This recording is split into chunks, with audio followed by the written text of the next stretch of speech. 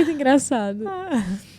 E você teve o tempo inteiro a rede de apoio da sua família, né? Sim, tive. Que isso ajuda muito, conta muito, né? Foi. Eu tive assim, a minha mãe, mais a minha mãe e meu pai, né? A minha avó, quando a Olivia nasceu, a minha avó, ela me ajudou a preparar o batizado, me ajudou a preparar tudo no início ali, né? E aí, depois, a Olivia tava com uns 4 meses que a minha avó faleceu. Então, assim, foi muito difícil pra mim também. Foi uma barra, porque minha avó era tudo pra mim. Muito próxima. Muito próxima, me ajudou muito. Então, assim, foi bem complicado. Da Alice, a minha mãe e meu pai o tempo inteiro do meu lado. Me ajudaram muito, porque, assim, teve a questão... eu e o pai, assim, a gente, na primeira gravidez, já foi... Quando você tem um filho, se você não souber levar o seu relacionamento, ele acaba, infelizmente. E aí, nós não tivemos a maturidade de levar adiante. A gente tinha já os nossos problemas anteriores e com a maternidade ainda agravou, né, mais ainda. Então, assim, quando veio a Alice, a gente estava voltando, e aí veio a Alice, veio depois todos os problemas, né, junto, veio a descoberta da Alice ser especial. Então, assim, a gente foi se distanciando cada vez mais.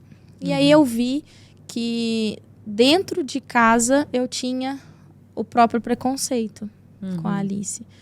Então, assim, eu resolvi colocar um basta, colocar um ponto final e falei assim, eu vou seguir sendo mãe solo, vou ser mãe, pai das meninas, porque eu prefiro assim, até pra gente não virar inimigo daqui a um tempo, porque a gente vai acabar brigando feio por conta disso.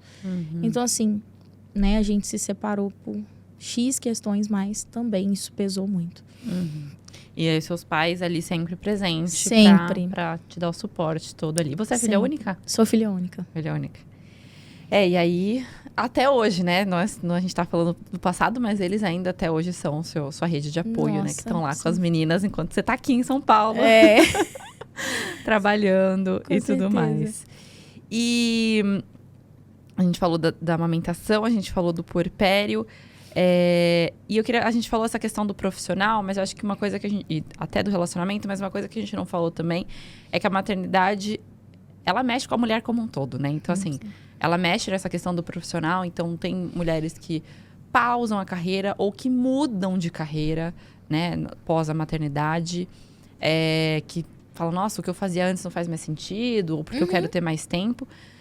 O relacionamento também, como você falou, mexe muito, muitas questões vêm à tona. Aquela história de que filhos segura casamento é a maior mentira da face da Terra. Super. Mas também eu vejo que a maternidade, ela nos muda como mulher. A gente se perde muito, assim. Eu acho que no primeiro momento a palavra seria se perder. Você sentiu isso, que você não sabia mais quem era a Letícia, além de ser a Letícia mãe? Sim. Nossa. Acho que foi a fase mais difícil que eu tive, né? Me encontrar. Chegou um certo momento que eu falei que eu ia surtar. Quem é a Letícia agora? Eu me olhava no espelho e falava assim, meu Deus.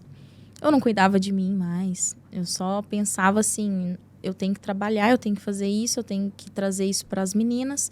Eu tenho que ser mãe, eu tenho que ser pai, eu tenho que me preocupar com elas, minha preocupação maior é elas, tudo é elas. Então, assim, eu sempre colocava as meninas em primeiro lugar e acaba que a gente deixa um pouquinho, né, de cuidar da gente, de gostar até de cuidar da gente. Então, sim, tive esse momento e foi barra. Eu acho que muita gente passa por isso, tem pessoas que passam por um período mais curto, mais rápido, mas eu acho que é inevitável não passar por isso, porque, cara, é um novo ser que depende 100% da gente. Sim. E muda, a nossa cabeça muda, o corpo muda, mas vai muito além, né? Nossos planos de vida, os nossos sonhos, tudo muda, mexe com muita coisa. Só que a gente se pega, e muita gente tem um certo receio de falar isso, a gente se pega de luto pela pessoa que a gente era antes. Sim. Você fala, nossa, eu nunca mais vou ser aquela pessoa. E algumas facetas daquela pessoa, realmente, você nunca mais vai ser. Mas depois, com o tempo, a gente descobre que, aos pouquinhos, algumas partes do que você fazia antes dá pra conciliar. Não é tudo, não é... Eu até falo assim, a maternidade perde completamente com a espontaneidade e até com a independência, porque a gente volta a ter que pedir permissão para os pais, né? Você pode ficar com a minha filha... Então, a gente volta a ter que pedir permissão. Então, a gente volta a depender. Nesse sentido, exato. E aí, isso mexe muito. Porque, assim, por exemplo, eu sempre fui uma pessoa que era muito independente. Hoje quero fazer tal... Vou, sai. Quero fazer tal... E aí, eu me vi nesse lugar de... Não posso fazer o que eu quiser a hora que eu quiser. Tipo assim, não existe essa possibilidade. Eu tenho que me programar, organizar, ver quem pode ficar, pedir ajuda, que não é uma coisa que é fácil. Exatamente. Pra você poder ter esse suporte e voltar a fazer, às vezes, coisas tão... Sei lá, fazer a unha. Antes, vou fazer a unha tal dia, tal horário. Pra fazer a unha, pós-filho, é assim... Que horário que a criança tá mais tranquila? Com quem que eu posso deixar? Será que a pessoa pode ficar? Putz, a pessoa pode ficar esse horário, mas esse horário eu não... Então, você fala, gente, vira uma questão de ter que equilibrar 1000 pratos, que você fala, eu nunca mais vou ser aquela pessoa. E eu acho que, assim, realmente aquela pessoa que a gente era antes, a gente nunca mais volta a ser. Mas a gente vai se tornando uma outra pessoa diferente, com algumas partes de antes e com novas partes, né? Então, eu acho que é isso. A gente se perde pra se reencontrar e, às vezes, o processo não é fácil, nem um pouco, porque se autoconhecer não é fácil.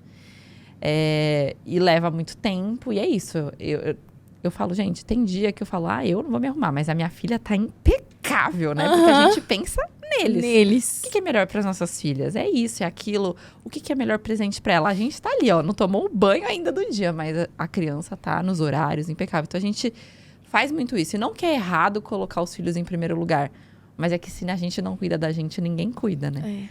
Então, a gente tem que se cuidar para também cuidar deles, né? Pra gente estar bem para eles. Eu comecei a entender isso depois de muito tempo. Porque amigas, né, minhas, vinha falar comigo. Nossa, Letícia, você se descuidou total. Você não pratica mais esporte, não vai na academia, não canta mais, né? A gente via o brilho nos seus olhos de cantar, de fazer isso, de fazer aquilo. E você hoje em dia é só assim... porque eu tenho que trabalhar para poder comprar isso para a Olivia. Porque eu tenho que trabalhar porque eu tenho que pagar o tratamento da Alice. Porque isso, porque aquilo. E assim, por um bom tempo eu fiquei desse jeito, fiquei dessa forma. Era mais engraçado que assim, como sou filha única, então assim, eu sempre fui, eu não digo mimada, mas minha mãe e meu pai faziam de tudo para mim.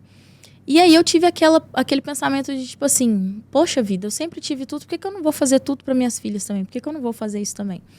E aí quando eu era mais novinha, eu sonhava muito em ter um quarto assim assado, eu ficava pensando e tal, só que fui crescendo, fui perdendo essa vontade e tal.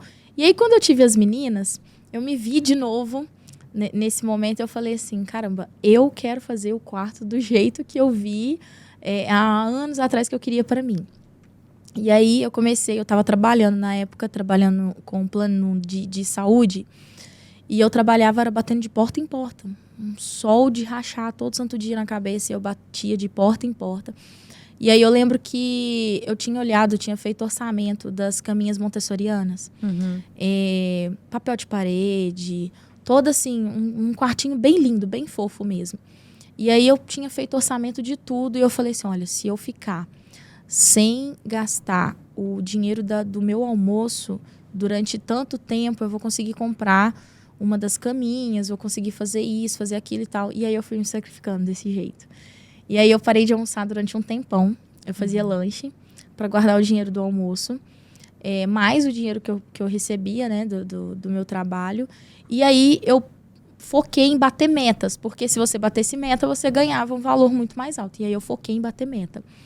E aí, quando eu consegui conquistar isso tudo, eu vi que eu tinha ficado sem saúde. Eu não tinha saúde. Porque eu fiquei sem me alimentar direito, eu fiquei sem cuidar de mim para poder proporcionar isso para elas. Mas, assim, não me arrependo hora nenhuma de ter feito isso. Porque eu consegui fazer o que eu queria. Consegui fazer as 2 caminhas montessorianas, consegui fazer o quartinho impecável do jeito que eu sonhei para elas. E hoje o quartinho delas é fofo. Vocês acabaram de assistir um pedacinho desse episódio aqui no canal de cortes, mas se você quiser assistir o episódio completo, tem link aqui embaixo na descrição. Tem lá no meu canal do YouTube Fabi Santina e tem também nas plataformas de áudio, mas tá tudo aqui na descrição. Vai lá assistir.